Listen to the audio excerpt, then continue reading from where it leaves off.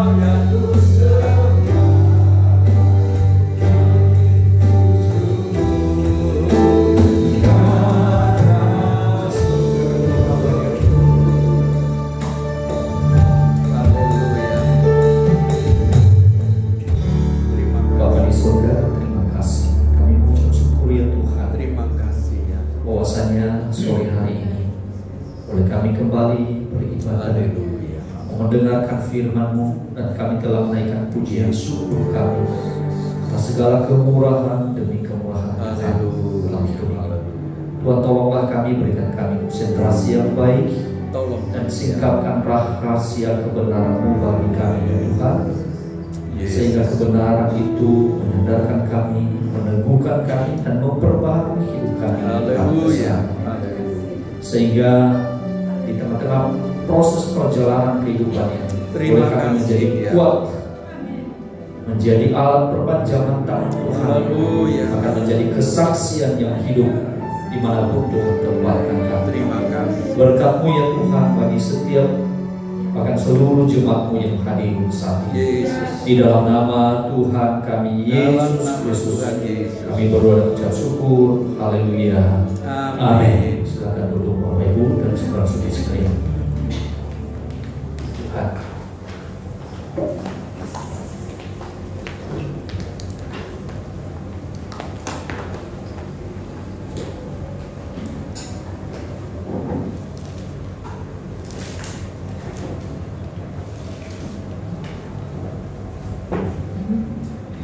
Ya, salam Bapak Ibu. Salam. Puji Tuhan, apa kabar semua? Puji Tuhan ya, masih bisa kita bercengkraman satu dengan yang lain, dengan anggota keluarga kita saat ini. Saudara, tema gereja kita atau subtema gereja kita yaitu dikasih oleh gereja itu orang-orang yang nantikan Tuhan mendapatkan kekuatan yang baru. Oleh karena itu mari kita akan membuka Alkitab kita di dalam Yesaya pasal 40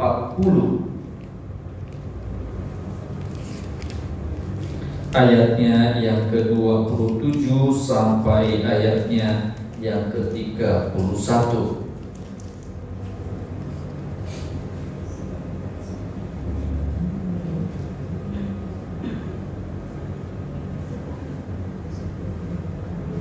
Sudah semua Bapak Ibu?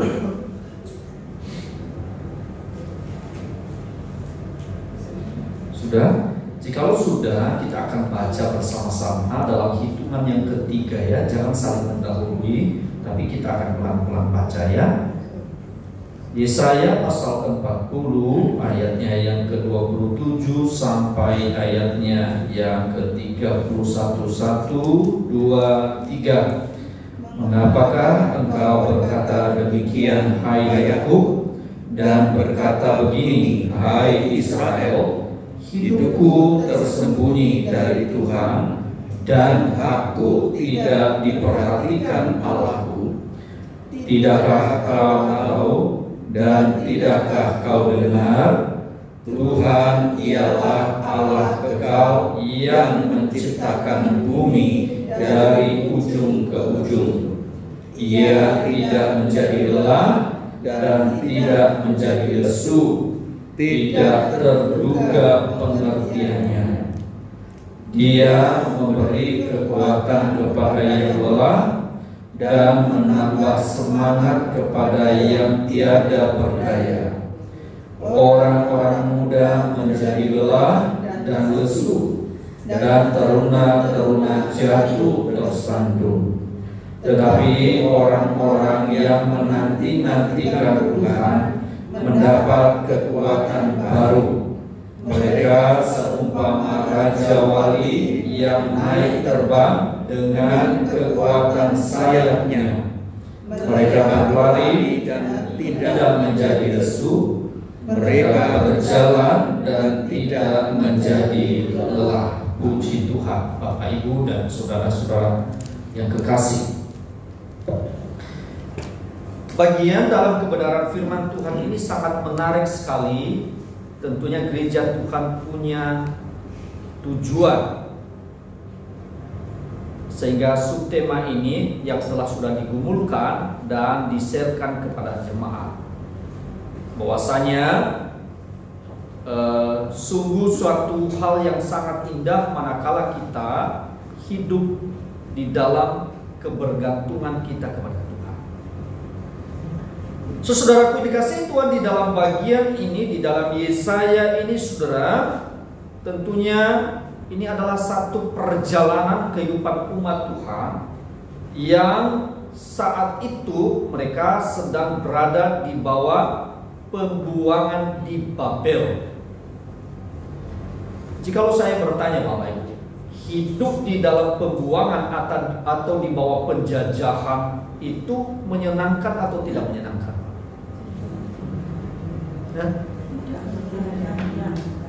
Tidak menyenangkan. Mengapa tidak menyenangkan? Seperti budak. Kita seperti budak. Seperti budak dulunya bebas, sebelum mereka diperbudak tentunya semuanya bisa bebas. Misalnya ya, bebas untuk makan. Betul enggak? Bebas untuk melakukan apa yang mereka kerjakan.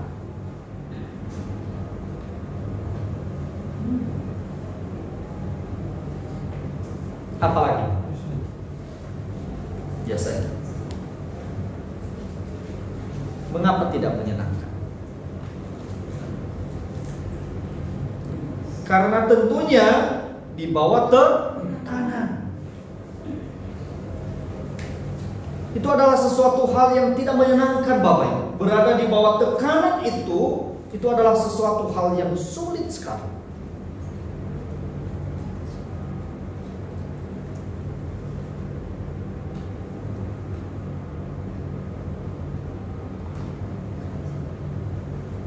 Kalau di bawah perbudakan, maka otomatis penderitaan yang terjadi. Misalnya Bapak Ibu ya, di bawah perbudakan atau di bawah jajahan itu tentunya apa? Mereka-mereka ini saudara atau umat Tuhan itu mereka menyaksikan bagaimana penderitaan orang tuanya. Misalnya dalam kesulitan makan dan minum. Kalau di anaknya, lalu dia menyaksikan orang tuanya yang membutuhkan makanan atau kebutuhan lahiriah, lalu bagaimana saudara? Tidak ada. Mau makan itu loh saudara, mau minum itu loh saudara. Akhirnya apa? Di dalam pergumulan yang sedemikian, artinya orang yang mereka cintai tadi, mereka saksikan di dalam penderitaan itu, akhirnya apa? Lewatlah orang itu. Terus yang meninggal dan disaksikan oleh anggota keluarga. Demikian juga sebaliknya saudara, orang tua menyaksikan anak-anak mereka diperlakukan tidak adil. Pingin lawan tapi tidak bisa. Betul nggak? Pingin bantu anaknya tetapi tidak bisa menolongnya, Bapak. Kira-kira hati orang tua yang sedang menyaksikan anak-anak mereka, putra dan putri mereka diperlakukan tidak adil, bahkan semena-mena, maka kira-kira rasa hati orang tua yang menyaksikan hal itu kira-kira apa? Bersukacita kan? Rasa pedih itu loh saudara. Aduh, pinginnya aku mati saja. Betul saudara ya? Apalagi saudara, anak-anak mereka menyaksikan anak mereka di tengah-tengah kesulitan penderitaan. Hati ini rasanya tidak tahan karena penderitaan, ketidakadilan yang mungkin mereka rasakan oleh dijajah oleh orang-orang yang tidak mengenal Tuhan. Coba bayangkan ya, hanya sedikit membayangkan situasi saat ini. Maka tidak heran di dalam bagian ini saudara, umat Tuhan itu di tengah-tengah penderitaan itu, di tengah-tengah jajahan orang-orang Babel itu saudara, maka seolah-olah merasa apa Bapak Ibu? Seolah-olah merasa tidak diperhatikan oleh Tuhan. Seolah-olah mereka tidak diperhatikan, bahkan Allah tidak peduli dengan mereka. Kita pun demikian kadang-kadang dalam hidup kita. Misalnya ya saudara, biasanya menunggu jawaban doa kita. Mungkin minggu pertama kita berdoa semangat, betul nggak Pak? Ya, betul. Misalnya kita mendoakan sesuatu hal untuk kesembuhan lah. Kita berdoa, Tuhan tolong aku, sembuhkan aku. Misalnya kita sedang terbaring lemah dan sakit. 1 minggu masih semangat berdoanya? Semangat, betul ya Pak? Kalau sudah masuk bulan pertama, masih tidak ada kunjung perubahan secara fisik. Masih berdoa? Baru 1 bulan loh. Masih semangat berdoanya? Masih semangat lah, masih awal-awal kok. 1 minggu, baru 1 bulan. Betul nggak? Berjalan 1 bulan. Sudah masuk bulan ke-6. Dan tidak ada kelihatan perubahan secara fisik. Tidak ada tanda-tanda bahwa kita mulai agak dipulihkan. Nah, bulan masih berdoa? Mungkin masih, tapi sedikit berkurang. Betul ya Pak? Sudah mulai berkurang itu. Kalau yang 1 minggu tadi pagi, sore, malam semangat. Bahkan mungkin masih 6 bulan itu masih semangat berdoanya. Wah, berharap sama Tuhan. Tetapi memasuki tahun yang pertama sudah mulai berkurang, bukan hanya berkurang berdoanya, tetapi sudah mulai berkurang beribadahnya. Betul nggak? Nggak mau perubahan, kehilangan semangat. Tahun ke-5 berdoa untuk kesembuhan fisik ini. Tahun ke-5 masih semangat? Masih berharap sama Tuhan? Nah, mulai tanda tanya, di mana-mana ada tanda tanya itu, kan di sini, di sini. Sudah mulai muncul tanda tanya. Tanda tanya apa? Kira-kira ya didengar oleh Tuhan doaku ya? Atau, nah kalau banyak atau ini masalah ya.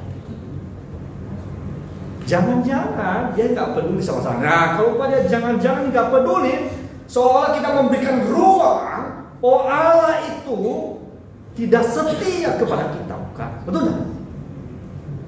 Akhirnya mulai ya berkuranglah semuanya.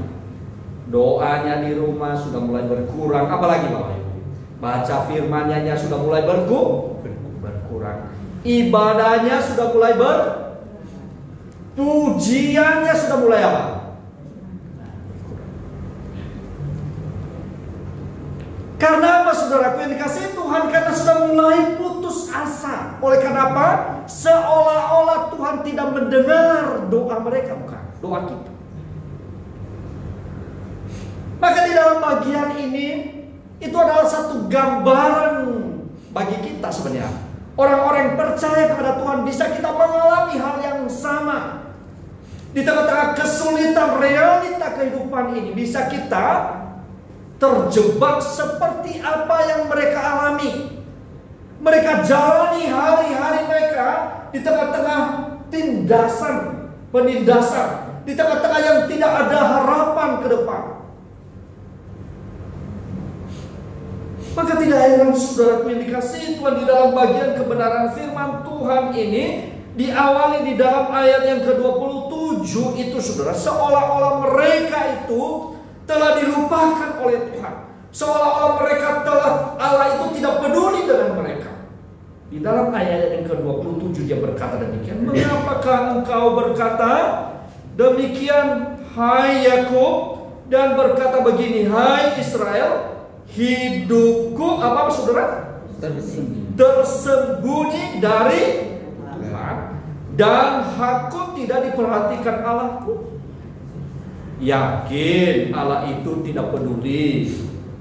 Ataukah kita, ataukah umatnya, mereka sudah mengarahkan pikiran mereka, bahkan seluruh tenaga mereka pada masalah yang sedang mereka jalani? Mana yang benar? Yang kedua bukan. Benar. Mereka beranggapan saudara Allah itu terlalu jauh. Seolah-olah Allah itu tidak peduli dengan mereka. kita mengasumsikan Allah itu tidak setia kepada kita, bukan? Di tengah-tengah doa kita seolah-olah tidak dijawab oleh Tuhan. Seolah-olah di tengah-tengah ketidakberdayaan kita, di tengah-tengah kelemahan kita, bahkan di tengah-tengah ekonomi kita yang tidak kunjung berubah ke yang lebih baik, seolah-olah Tuhan terlalu jauh. Bukan? Kita selalu menaruh curiga kepada Tuhan bahwa Allah itu tidak setia. Maka di dalam bagian manusia, kamu yang berubah-ubah, umatku yang selalu berubah-ubah. Manusia itu hanya berpikir ketika semuanya berjalan dengan lancar, dengan baik, maka Allah setia. Selalu mereka menilai secara lahiriah, kalau semuanya berjalan sesuai dengan harapan mereka, sesuai dengan keinginan hati mereka, sesuai dengan apa yang mereka inginkan, maka Allah setia. Itulah pikiran kita, bukan? Betul nggak?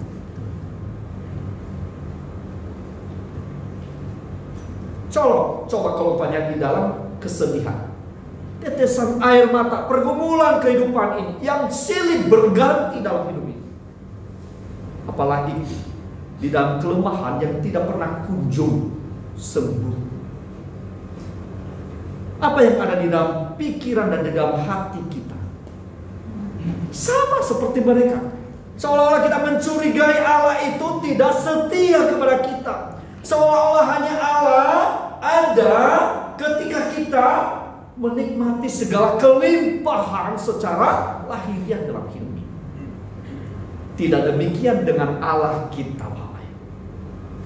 Maka kalau Bapak Ibu dan saudara-saudara sekalian bisa melihat di dalam ayat-ayat sebelumnya itu sebenarnya kecurigaan mereka itu adalah kecurigaan mereka kepada Allah itu, saudara. Oleh karena dalam penderitaan seolah-olah Allah itu jauh, maka Allah itu mengatakan, menyampaikan kepada mereka melalui dengan Nabi Yesaya. Jadi dengan siapa hendak kamu samakan Allah? Dan dengan apa yang kamu anggap serupa dengan Dia? Mereka berpikir apa, saudara? Seperti dewa-dewa itu loh, saudara. Seolah-olah punya telinga tetapi tidak mendengar, punya mata tetapi tidak melihat keberadaan mereka. Betul lah, saudara? Punya mulut seolah-olah tidak mengungkapkan sesuatu hal kepada mereka. Punya tangan tetapi tidak mampu menjangkau mereka. Punya kaki, saudara, seolah-olah tidak mampu melangkah untuk mendekati mereka. Maka Tuhan Allah mengingatkan mereka melalui Nabi Yesaya, dengan siapakah engkau menyamakan aku? Dengan berhala itu yang kamu buat? Dengan para dewa-dewa itu yang kamu lihat, saksikan? Tidak. Allah itu adalah Allah yang setia kepada perbuatan tangannya. Dia peduli dengan kita di dalam setiap keadaan kita. Hanya saja Dia merindukan kita untuk datang kepada Dia. Amin, Bapak. Ia sangat merindukan kita di dalam setiap pelanggaran yang mungkin kita perbuat. Ia rindu untuk kita datang kepada Dia dan bertobat dan melihat kuasa-Nya bekerja atas kita. Maka seharusnya penderitaan yang mereka alami itu adalah satu proses kehidupan. Amin ya Bapak Ibu. Proses untuk apa? Untuk membentuk karakter mereka. Anak-anak Tuhan itu, saudara, lewat proses itu sebenarnya untuk melatih kita menjadi orang-orang yang tangguh. Amin Bapak Ibu. Tepuk sebelah. Tuhan proses kita menjadi orang-orang yang tangguh. Nah, gitu loh Bapak Ibu.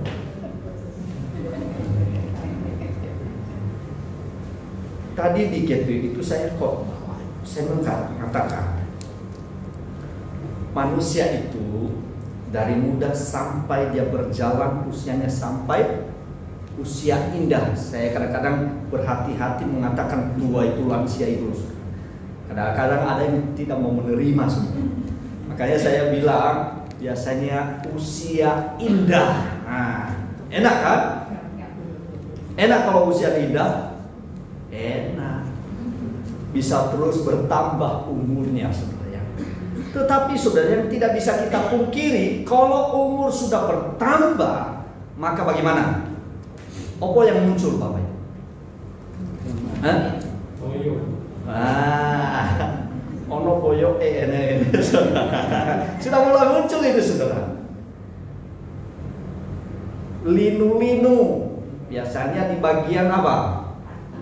Kaki. Ya, makanya saudara ya, kalau umpamanya sudah usia bagi anak-anak muda, kalau umpamanya perhatikan ya orang usia indah tadi, saudara ya, jangan terlalu lama berdiri, saudara ya, karena lutut ini bisa goyang, saudara ya.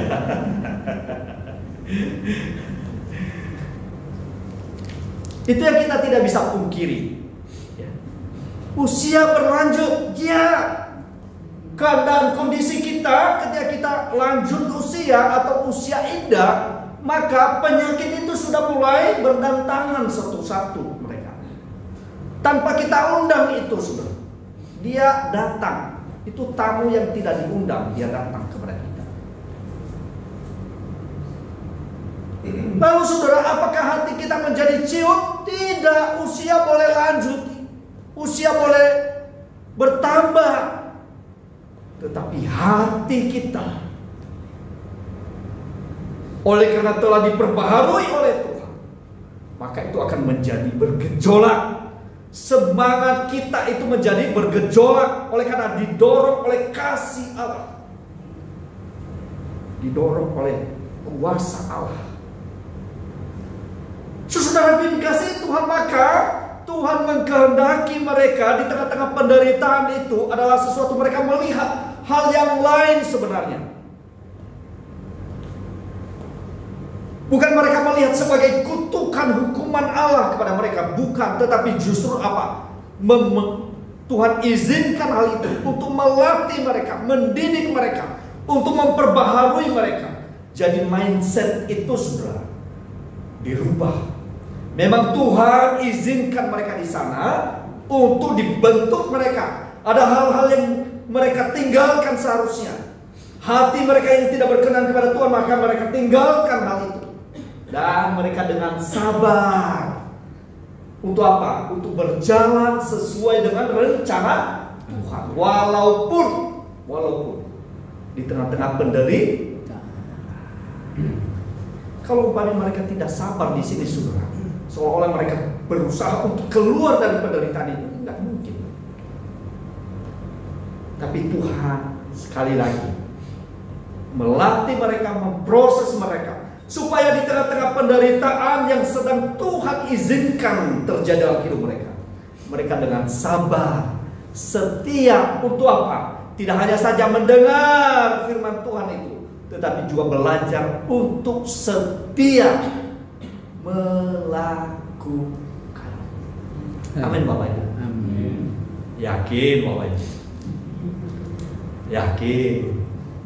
Karena menunggu dan menanti itu, Bapak Ibu, bukan pekerjaan yang gampang, saudara.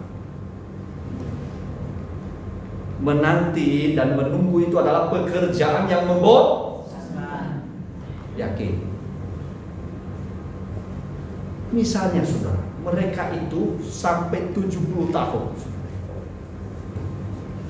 Waktu yang pendek atau waktu yang panjang, saudara?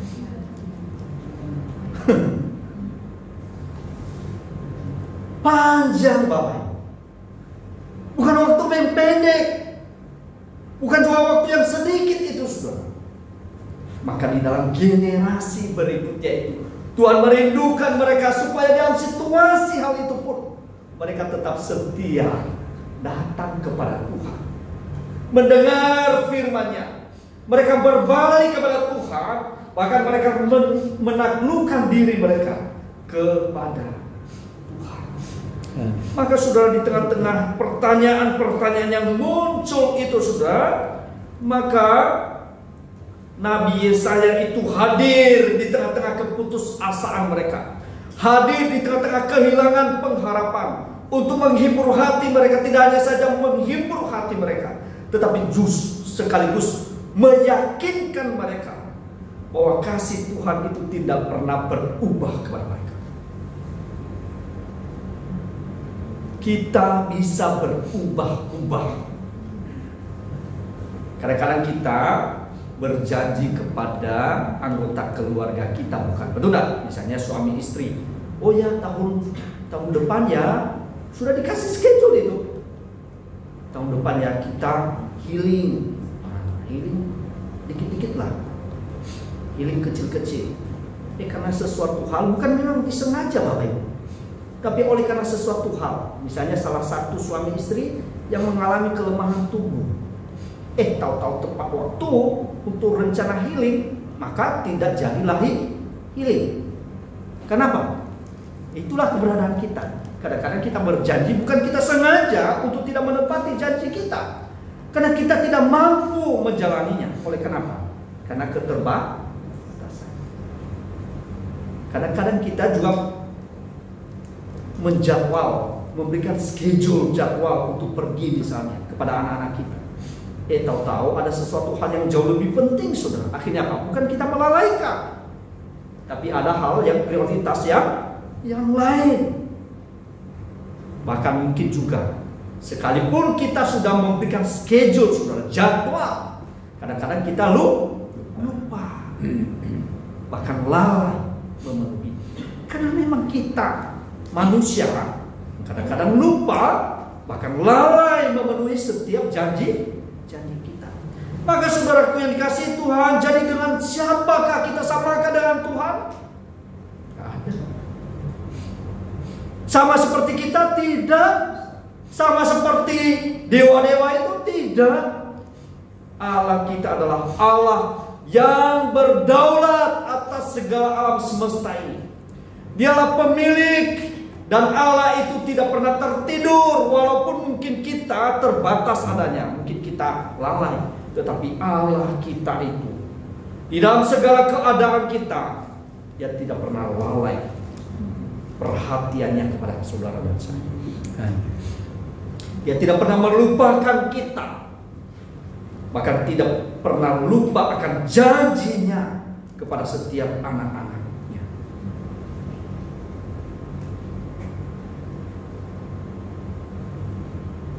Maka di dalam ayatnya yang ke-28, tidakkah kamu tahu dan tidakkah kau dengar, Tuhan ialah Allah kekal.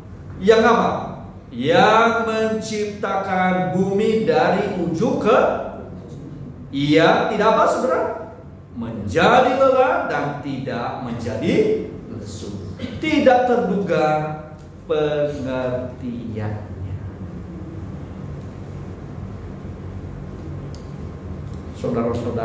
Saudara dan saya, ada batasnya kita, tenaga kita, bahkan pengetahuan kita, kemampuan kita melihat sesuatu pun terbatas adanya, bukan? Betul? Sejauh mata memandang. Bahkan di balik tembok ini kita tidak tahu yang sebelah apa yang terjadi. Bahkan termasuk kita tidak tahu tentang kehidupan kita. Setelah kita ibadah kita nggak ngerti.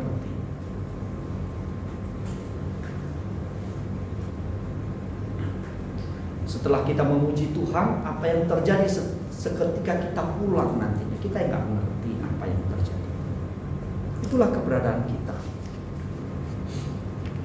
Maka di dalam Nabi Yesaya, melalui Nabi Yesaya, Tuhan kita menyampaikan sesuatu hal yang di tengah-tengah keputusasaan, di tengah-tengah kehilangan pengharapan, justru Dia menghibur sekaligus meyakinkan mereka, memberikan jaminan kepada mereka bahwa Allah itu Allah yang berdaulat. Allah yang tidak pernah lalai, tidak pernah lupa akan janjinya kepada mereka. Sekalipun umatnya mencurigai Dia sebagai Allah yang tidak setia, tapi Dia meyakinkan mereka bahwa Dia adalah Allah yang setia. Di tengah-tengah penderitaan sekalipun, di tengah-tengah pergumulan yang menekan bahkan menghimpit kehidupan mereka, yang seolah orang yang lain tidak mempedulikan mereka, Dia hadir untuk bisa menjangkau mereka. Dia mengetahui kedalaman hati mereka. Dia mengetahui apa yang terjadi di dalam alam semesta ini, secara khusus kepada siapa? Kepada mereka yang menanti-nantikan Tuhan. Maka di dalam bagian ini saudara, dia menyampaikan bahwasanya ia tidak menjadi lelah dan tidak menjadi lesu. Tidak terduga pengertiannya. Kadang-kadang kita hanya memikirkan sejauh apa yang bisa kita mengerti, bukan? Kadang-kadang kita sebagai umatnya, bahkan sebagai anak-anak Tuhan, tidak pernah terpikirkan tentang keselamatan kekal itu dalam hidup kita. Tetapi justru yang tidak pernah terpikirkan oleh kita, tidak pernah ada di dalam hati kita, justru bagaimana Tuhan sediakan bagi kita. Amin. Amin. Maka di dalam bagian ini saudara, justru itu menjadi janji yang disiapkan, diberikan, dianugerahkan kepada mereka. Di dalam ayat yang ke-29, dia memberi kekuatan kepada yang lelah dan menambah semangat kepada yang tiada berdaya. Orang-orang muda menjadi lelah dan lesu, dan teruna-teruna jatuh tersandung. Artinya apa saudaraku yang dikasihi Tuhan? Memang Tuhan anugerahkan kepada mereka yang berharap dan menantikan Tuhan dalam hidupnya. Di tengah-tengah segala pergumulan kehidupan ini, selalu Allah itu mengundang saya dan saudara. Betul ya Pak? Perkataan Tuhan Yesus yang sangat lembut dan indah sekali. Dia berkata,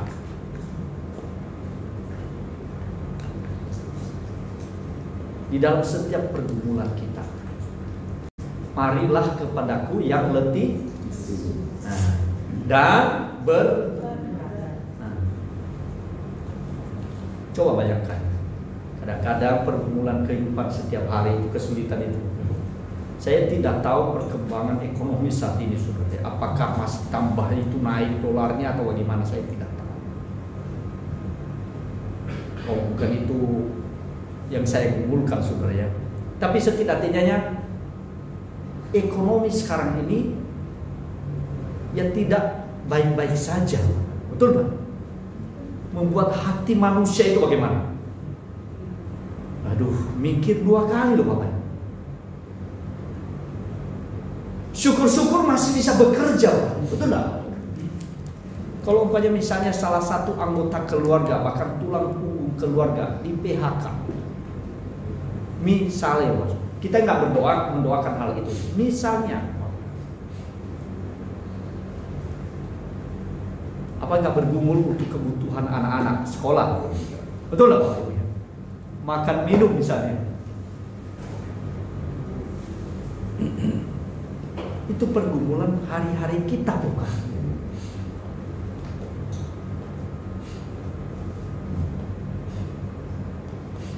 Itu kebutuhan lahiriah. Tetapi ada sesuatu hal yang tidak bisa kita lakukan dan kerjakan, yaitu melepaskan belenggu dosa yang membawa kepada satu pribadi yang dapat melepaskan semuanya. Tidak hanya saja belenggu ekonomi yang kadang-kadang menekan hidup ini, tetapi juga belenggu dosa yang membawa kebinasaan. Yang hanya melepaskan itu pribadinya, Tuhan kita Yesus. Tidak heran saudara, sapaan Kristus Tuhan itu, marilah kepadaku yang letih, lesu dan berbeban, aku akan memberikan kelegaan. Coba ya, manusia mereka pikir bisa segala sesuatu lahiriah itu bisa memuaskan jiwa mereka, betul nggak saudara? Makanya tidak heran berlomba-lomba. Doa kaya tambah. Nggak salah saudara ya. Jangan salah paham dengan saya saudara ya. Seolah-olah tidak butuh duit pendeta itu. Bukan. Tapi banyak orang seolah-olah mencari kepuasan, ketenangan lewat hal-hal lahiriah. Padahal itu lahiriah itu terbatas adanya. Betul? Bagaimana mungkin yang terbatas bisa memberikan kepuasan? Tidak mungkin. Terkecuali yang tak terbatas itu dapat memenuhi hati manusia yang kosong. Siapa yang tak terbatas itu? Allah itu sendiri. Itulah sebabnya Bapak bisa melepaskan kita, tidak hanya saja melepaskan dan memberikan kepuasan di dalam jiwa kita yang dahaga. Saudara, siapa yang kita nanti-nantikan di tengah-tengah kemelut kehidupan ini? Siapa dan kepada siapa kita berharap? Kepada orang-orang dekat kita kan? Tidak salah Bapak Ibu. Tetapi kalau kita menaruh pengharapan kita kepada mereka melebihi kasih kita kepada Tuhan, maka kita adalah orang-orang yang hopeless. Kita adalah orang-orang yang bisa mengalami kekecewaan. Maka tidak heran di dalam bagian kebenaran firman Tuhan itu selalu apa? Yang memberikan kekuatan kepada mereka yang lelah dan menambah semangat kepada yang tidak berdaya. Dia sadar atas keberadaannya yang tidak mampu, bahwa hanya Tuhan Allah yang menciptakan alam semesta ini, yang berdaulat atasnya, termasuk manusia. Kepada mereka yang berharap kepadanya, yang belajar untuk mendengar dan melakukan firman-Nya, berpegang teguh kepada firman Tuhan itu, walaupun situasi masih dalam keadaan sulit, tapi mereka belajar untuk apa? Berjalan bersama-sama dengan Tuhan, dan mereka akan mendapatkan kekuatan yang baru. Orang-orang yang demikianlah yang akan tetap kokoh dan kuat, bisa menghadapi badai dan gelombang kehidupan. Maka digambarkan mereka itu orang-orang yang mendengar sekaligus berpegang teguh kepada perkataan Tuhan. Mereka itu diumpamakan seperti burung raja wali.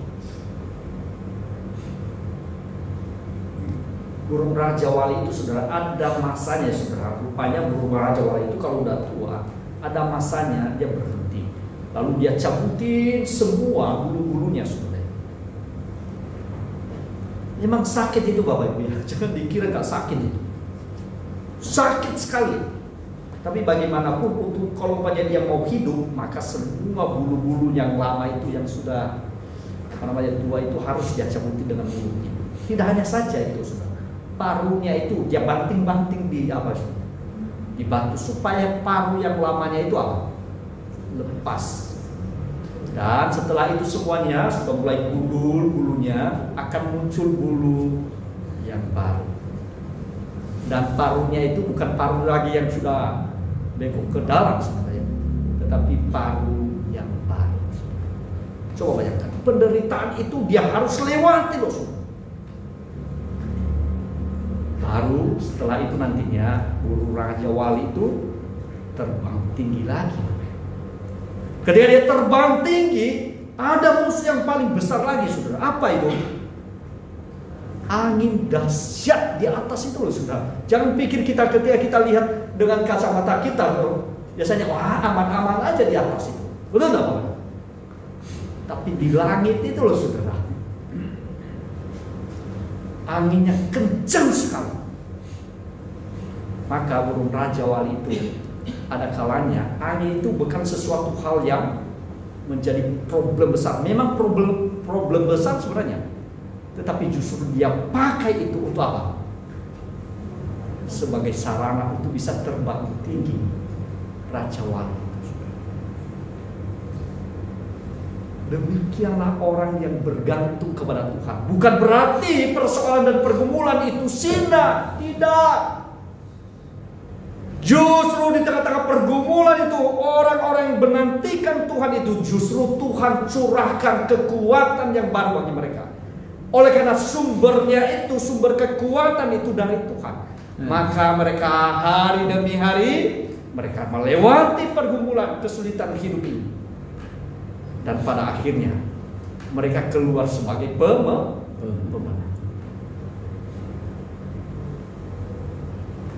Kadang-kadang kita tidak mau, bukan? Padahal di sanalah letak untuk apa? Untuk memproses kita menjadi orang-orang yang fight, menjadi orang-orang yang kuat dan teguh. Dan di sana ada pengalaman pribadi kita dengan Tuhan lewat semuanya itu, lewat semua situasi yang kadang-kadang terjadi dalam hidup kita. Baik situasi yang menyenangkan, terlebih-lebih lewat situasi yang tidak menyenangkan. Maka di dalam bagian ini, saudara, Tuhan merindukan mereka bahwa seberapa besar pergumulan itu pun, Allah selalu hadir.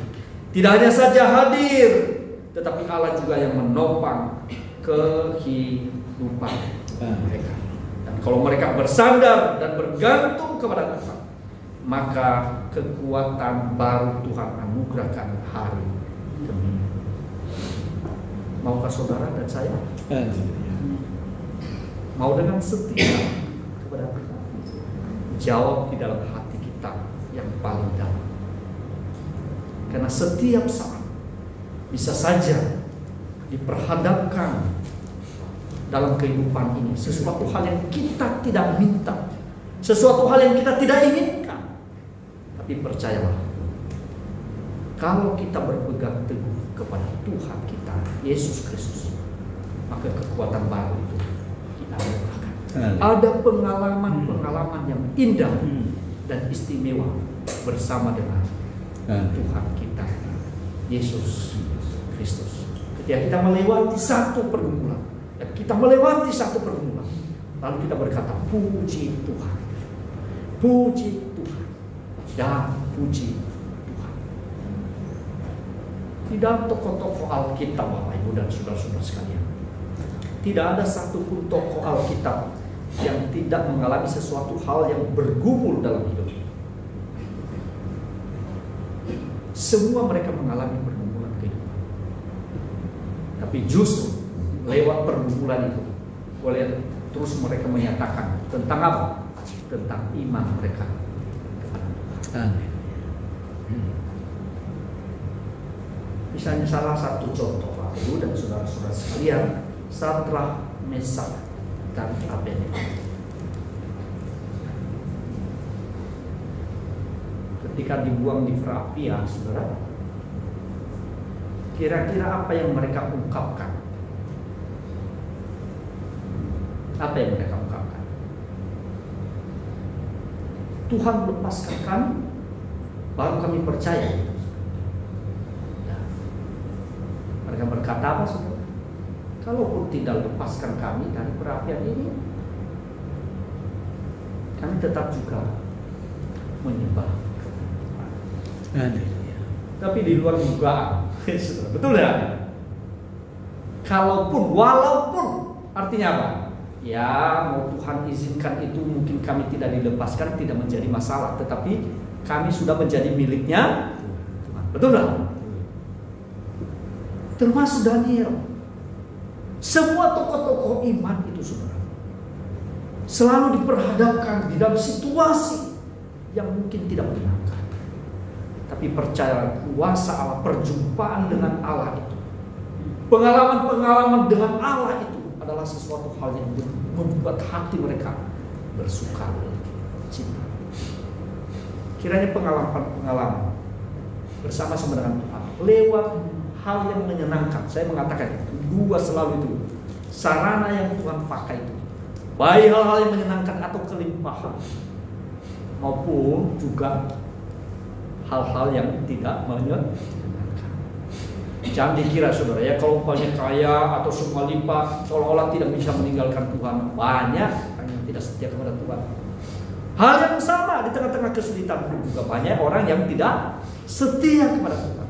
Kalau tapi percayalah, dalam setiap situasi ingat bahwa Tuhan itu selalu setia pada saya dan saudara. Mari kita berdoa. Tuhan Yesus, terima kasih buat kebenaran firman Tuhan. Kami percaya bahwa orang yang menanti-nantikan Tuhan bukan adalah orang-orang yang diam hanya berdoa di rumah, tetapi justru mereka yang bersandar sepenuhnya di tengah-tengah segala keadaan yang kami alami. Tuhan kuatkan dan teguhkan iman kami kepada Engkau, supaya lewat bahkan lembah kekelaman sekalipun kami tetap berjalan bersama-sama dengan Engkau. Kami terus setia taat kepada Tuhan, karena kami tahu pun di lembah kekelaman sekalipun Engkau juga hadir, bahkan menyertaikan, memegang tangan kami, bahkan menuntun kami sehingga boleh kami melewati lembah kekelaman itu bersama-sama dengan Engkau. Berkati seluruh jemaat-Mu dan berkati hamba Tuhan yang telah menyampaikan firman. Di dalam nama Tuhan kami Yesus Kristus kami berdoa dan ucap syukur. Haleluya. Amin. Puji Tuhan. Seterusnya kami serahkan kepada Bapak Paidi untuk menyampaikan warta gereja di dalam sedukan.